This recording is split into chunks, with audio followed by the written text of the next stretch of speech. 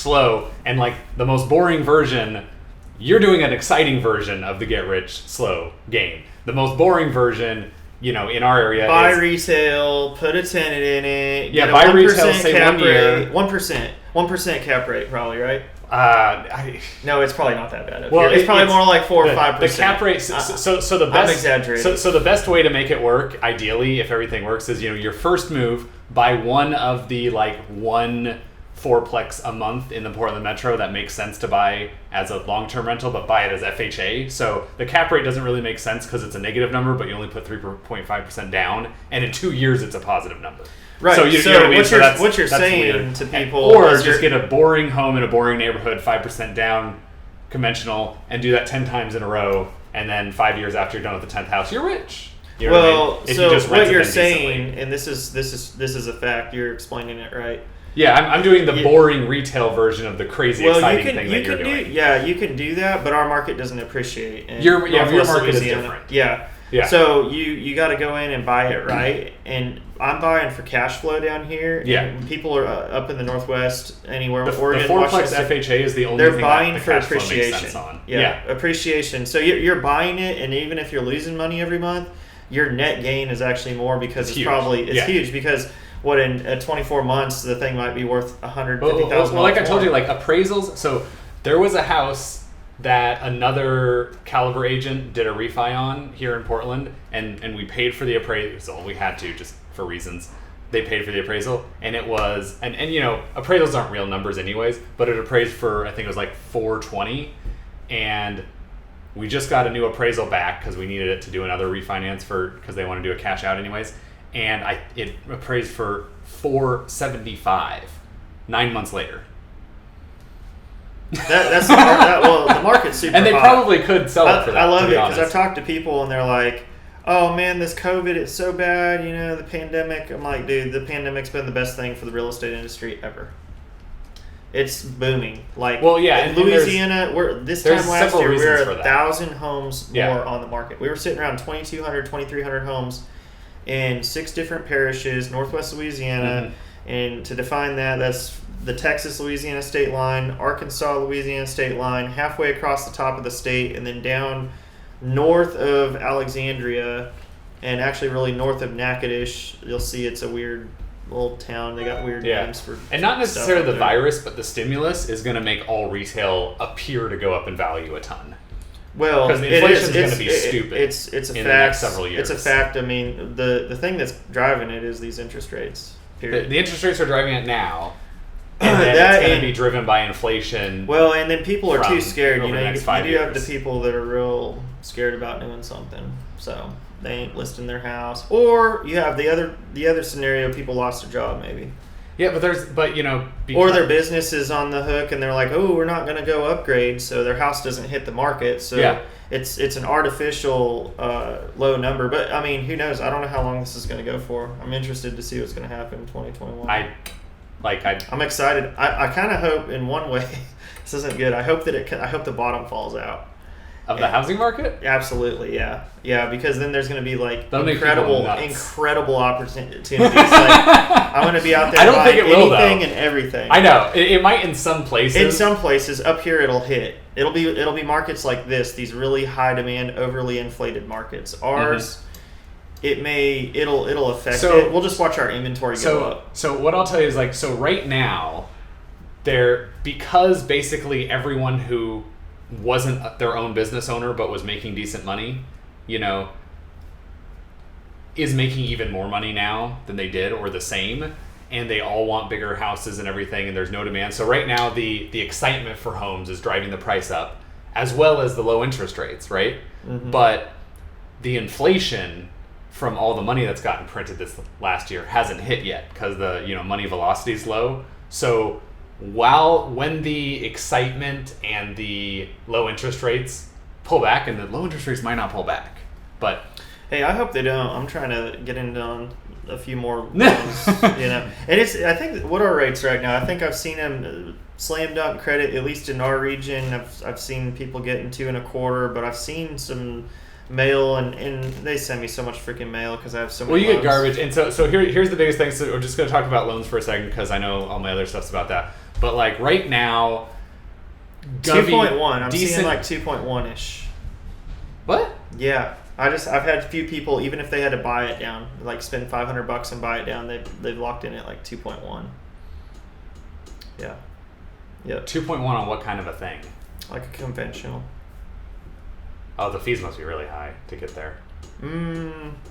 I don't know. I didn't look at their stuff, but I know that they bought it down.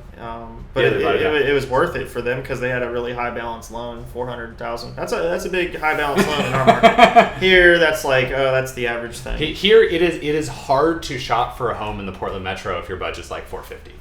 Like you'll get one, but I just had a client finally had an offer accepted. I think she put in at least 7 real legit offers. Like she wasn't trying to lowball anything and just getting competed out. But anyways, in this market, Govy loans, if you just have decent credit, you don't have to have like great credit. It's 2.75% interest to 2.25 with about $1,000 in junk fees and no points paid. And the cost to close, including title and everything in this market, is $3,000 to $4,000. Just like that's the transactional cost no matter what you do. And then you can pay points or you can get credit. And then people advertise these crazy low rates where people put in our market like $10,000 to buy down points, which is never going to make sense. No, that doesn't. Well, and people do it. It's never going to make sense. It depends on the balance and depending on how long you want to be in on it. No, you have to believe that there's going to be deflation in currency for it to make sense because you have to do the future value of money math. And when people do that, they usually break even for the money they just spent on even dollars, doing no extra math at like 7 to 11 years. You will just keep your money in your pocket. That's dumb. I have a lot of people asking me, should I refinance? Or I'm telling them they should refinance. And the cost in our market's $3,000 to $4,000, and usually they're saving quite a bit. And it's somewhere between a 15 to 24 month breakaway as far as where they break even. Yeah, the rates have gone down so much. It's so stupid to not refinance right now. Basically, everyone who can refinance should. I know. I'm about to refinance a large package when I get back. I just put it up on I have it with a bank that's done a lot for me, but this bank is also a lot more conservative, so I'm about to push it over to this other bank and see what they can do for me. Well, if it's conforming financing, it is not. It's all commercial. Okay, but either way, even the rates in commercial. Oh yeah, it's all gone. Most of my commercial is people are like, oh, I don't understand all that funding. That sounds really risky. So I do have balloon notes on most of my stuff. So it's a 5-year fixed balloon. Yep. 15 to 20-year AMs on most of my stuff. I usually try to go with the 20, even though, yes, I pay more in interest long run, but I don't care about all that crap. It doesn't matter. I'm trying to OPM use other people's money. So sure. But it's a wild ride down there with all this stuff. It's nonstop. But it's funny because I get people that ask me like, is this a good property? And I'm like, dude, you're paying retail for that. And in our market, it doesn't make sense to do that. Like, it just doesn't. And even if you have to wait a few months, usually I'll come across a good deal. But if you overpay for it in our market, you're not going to get the cash flow, and then that person's going to be pissed at me. Yeah. So I try to put the brakes on it real hard. But even my property packages, which are off market, that I sell to out of state investors, I sold a bunch to a guy in Dubai. Most of them are selling for 60 times rent right now. Back a year or two ago, I was selling most of these off-market property packages for like 40, 45 times rent. Wow. Meaning, if you paid cash and you don't factor your taxes and insurance in it, you would be 40 to 45 months, you would have all your money back just off the rent collected. That doesn't include your vacancy or maintenance or any of that crap. And so that's kind of one of the metrics I like to use. That it's kind of like your little meter. So right now, most of the property packages are 60 to 70 times rent. Have you thought about trying to syndicate some of these things yourself? Like bring a bunch of investors in and do that? Yeah. No, absolutely not. No, if I do that, absolutely not. Not on houses. No. The only way I do that is if it was an apartment building. And personally, I don't have the experience doing the syndication. I have a few people that I know do syndications in other markets, but There's I'm trying to be a straight up private investor myself. Like, I don't want a bunch of hands in the pie, and if I do, it's got to be people that I'm really close with. Yeah. That I know what their finances are. I forget what it's called. Because I don't want anyone to have control of what I got going on. I think there's a thing that you can do where you basically have it's basically a hedge fund, but it's property and you manage it. I forget what that one's called. I don't know. There's a bunch of ways to set the stuff up, but as far as like a tax deal, I don't know how to like set it up properly, a syndicate. I don't know. I mean, I know basically the premise of it is you get, 50 people, they all contribute to the down payment of your $25 million property you're trying to buy. And it's like they're shareholders of the business. And they're basically a shareholder. It's basically a glorified REIT that you're doing with someone, and the person that runs the REIT is you and maybe 2 or 3 other people. Yeah. And then the people that are the fund managers get, an extra cut out of the pie. Yeah. And everyone's kind of an owner in on it. Mm-hmm. But it's just like, I don't know, it just sounds like too much of a headache to me. Right. For my investing style, I'm like, I'll do it, but it's got to be with, like, the only time I'm going to do it is if it's you just like people to move I way know. faster than that. Yeah, I'm fast. I'm like, yeah. Like, honestly, people slow me up. Like, so for the that's what I was saying real quick. Yeah. That's what I was saying. Like, when someone wants to buy an investment, you got to jump when I say jump, sit when I say sit. You got to go. You got to do it on command because I'm not playing around. I'm not, from an agent standpoint, if I'm giving up a deal, especially now, I'll buy them now. Mm-hmm. But hopefully we'll get back to, we used to have 6-7 pages on HUDHomestore.com, HUD foreclosures. You could just pick of the litter in Caddo Parish. Mm-hmm. And you go through that thing back when I first got in the business. Now, there's like nothing. I know every foreclosure that's out on the market. I'm very aware of what it is, and usually I'm aware of the ones that are relatively decent, and if they're in that owner-occupant holding pattern before the investors can get on them. So I'm going to clip that last thing that you said, and like if anybody asks me like, hey, I want to invest out of state, but I want somebody who just tells me what to do, that's what that looks like. He'll do great for you, by the way. But I appreciate that. Here's a good example. So this is family, but even with family, I have a low BS tolerance with my family, even them. But they were cool, and they basically they told me like, Trevor, they're not gonna give me the money, but I do have a guy up here in Portland. He's a doctor, internal medicine doctor, and he does give me money, and I invest it. But he's more serves as a lender, so I have a private lender, mm-hmm. and I can get in more on that in a second, but. So my aunt and uncle, they sold a property. They had 3 riverfront properties, all in Washington State, 2 on the Washougal River, 1 on the Columbia that they live in. And they had 2 on the Washougal River that are right next to each other. They just sold 1, and I think they had a really low balance. They like walked away like $400,000 or something. Mm-hmm. And I think they paid some stuff off and whatever the hell they did.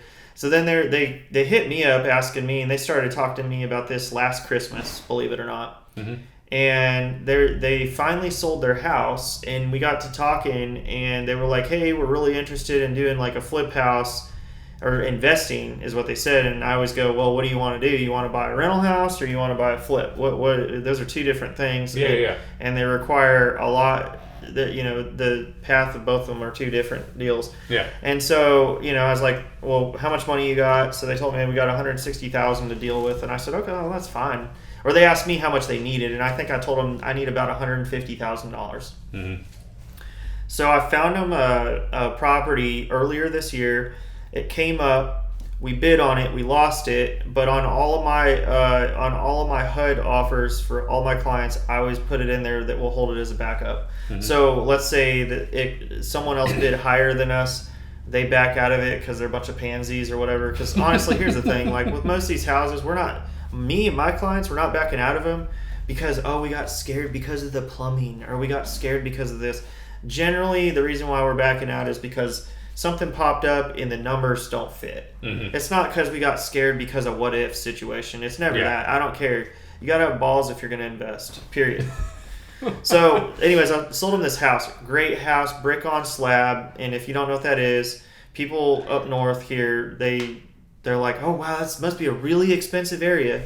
But no, everything in the south is brick on slab. So it's brick veneer. So like you have vinyl siding, mm-hmm. or you have cement board siding or whatever. Down there, the majority of our houses, not all, but the majority of them, are brick on slab. So it's on a slab post-tension So they dig trenches, which are called your beams, and they go in a grid pattern, and then they usually lay cables across in a grid pattern, and that's your post tension because we're on clay soil down there. Don't move. And then they put all that, and then they tighten the cables up initially once they pour the slab, and it's all concrete. Mm-hmm. And then they put a final tension, I believe, about 7 days later on it, and then that's it. And what does that do in case usually when you have slab problems, and I'm getting off topic, but this is interesting. People will find this interesting. When you have a slab problem, like I just finished a house, paid $55 for it, and it had like a slab issue, and I just put in $60,000 plus dollars. No, $65,000 on the remodel. Mm-hmm. And anyways, all that to say that most of the time your slab or your settlement issues are going to be in the corners of the house. It's going to crown. The center is going to crown usually. It's not like the center is going to cave in. It's usually your exterior corners are going to start settling, drooping and stuff. Yeah. And so you have that post tension, and it's supposed to, keep everything together so it moves as a whole. In every house, I don't give a damn if it's up here in the Northwest, it's going to settle. Oh yeah, but I think the right side of this one's a little bit lower because Yeah, but this is pier and beam, right? So you just go. There's a foundation. Is it on there's a slab? Basement. No, there's a basement. Oh well, then you can't. That makes it's not easy to like that. It would never be worth fixing. Yeah, it's not a problem, and it would never be worth fixing. Yeah. So there, anyways. So I sold them this house. They paid $90,001 for it. It was my idea for that. I told them what I think they should go in at. Yeah. And how we did that is we knew what the remodel costs were, total remodel, and I put one of my contractors who's turnkey, and it was the guy I was alluding to who grew up in the hood and stuff. And this guy is incredible. Like, his guys go in and get it done. I don't have to go babysit. He picks out all the colors. People are like, oh, man, but that's the fun part. No, you don't want to do all that crap. If you want to make money, we don't need to get cute with it. We need to worry about making money, not worry about what color the granite's going to... No, you need to let Kevin do it. Because also... Builder grade. Yeah, my guys know what demographic we're shooting for, too. We know who our end buyer... Oh, look, we got a Zillow call coming in. Oh, yeah? I could take that Zillow call, but I'm not. It's probably too late anyways. So, turnkey and all that. So, I think they spent like $46,000 or so. No, I take that back. It was about $40,000 on the remodel is what they spent. And we had it under contract once, and then the people we got a low appraisal on it. Speaking of low appraisals, this appraiser came in $15,000 low, and I told my aunt and uncle, I was like, but they still would have made like $9,000 on it. And granted, they didn't do nothing. They stroked a pen, made a check out, they signed some papers, overnighted the stuff, and then me and the contractor do all the legwork. Yeah. Literally doing nothing. Like, nothing. That's why I don't want to hear people's lip when I'm investing. Like, I'm doing all the work, and I'm just getting paid a measly commission, and I have to give like half of it to my broker. So if I'm going to do this and help someone out, like, I need them to do what I say because I don't want them losing out on a deal that I could have sold to someone else that would have paid more. Right. Yeah, that makes sense. That's frustrating as an agent because for me, I get a sale on the front and the back side if I do that. So show the camera your hat and tell us about is that your tail number? Yeah, this is the tail number on the plane. Yeah. So this is I just bought a new plane in our market. I dubbed myself as the flying realtor. Yeah. And everyone knows, especially like agents and stuff. A lot of people know. It's because I fly. And eventually I'm going to start moving to the Texas market too. Yeah. I was offered earlier this year an opportunity to go sell self-storage facilities in the Dallas-Fort Worth area. Self-storage facilities? Yeah. I've seen the P&Ls on some of those. Those things make crazy money. It's stupid. It's stupid, and it's a really good investment. It's better than residential, for sure. Yeah, because... Way better. And because really, the tenants don't complain. Yeah. They don't even need hot water. Well, not only that, but I mean, if you have to... let's say you increase everyone's rent by $10 a month. Do you really think that someone's going to come in and empty their storage unit out for $10 a month? Probably no, not. Hell no, because some of these people live in other states. They put their stuff in there, and they were like, they moved away, and they're gonna eventually come back and get their stuff or whatever the deal is. Yeah. People don't have enough time for that. So don't store your stuff, people. Just sell it. Yeah, if you can't take something with you, sell it.